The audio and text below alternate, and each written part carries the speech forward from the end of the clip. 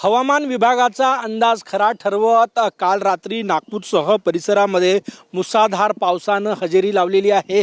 या अवकाळी पावसामुळे आपण बघू शकतो सध्या ही ढगाळ हवामान आहे आणि रात्री 11 नंतर मुसळधार पाऊस आणि विजांच्या कडकडाटासह पाऊस पडला, वादळी वारा, आणि त्यामुळे नागपूर जिल्ह्यातील फळबागांचं नुकसान झालेलं आहे। आपण सध्या आहोत संत्र्याच्या बागेमध्ये। संत्रा, मोसंबी आणि इतर जे फळबागा आहे त्यांचं नुकसान झालेलं आहे। वादळी वाऱ्यामुळे जी संत्री आणि मोसंबी झाडावर होते त्यांची गळ झालेली आपल्याला पाहायला मिळते। त्यासोबतच भाजीपाला पिकाचंही नुकसान झालेलं आहे।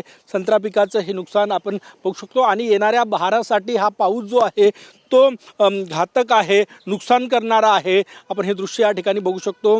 काल रात्री विजांच्या कडकडाटासह पावसानं हजेरी लावली आणि त्यामुळे त्याचा मोठा फटका हा प्रसिद्ध नागपुरी संत्र्याला बसतोय। संत्र्याच्या बागेत मी सध्या आहे आणि या ठिकाणी वातावरण बदलामुळे येणाऱ्या बहारावर परिणाम होतोय। त्यासोबतच जी संत्री झाडावर लागलेली आहे त्यामध्ये काही भागात वादळी वाऱ्यामुळे गळ झालेला आहे आणि अजूनही हवामान विभागानं पावसाचा अंदाज जो आहे तो वर्तवलेला आहे। त्यामुळे आज आणि उद्या पुन्हा एकदा वादळी वाऱ्यासह पाऊस येण्याची शक्यता आहे।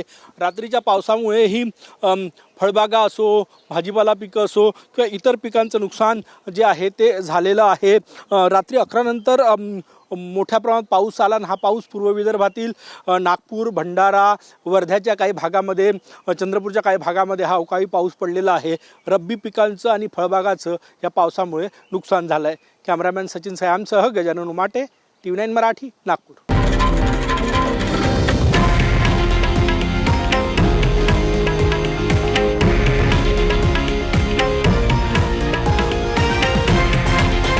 हे आहे देशातील नंबर 1 न्यूज नेटवर्क आणि आपण पाहत आहात TV9 मराठी, एकमेव।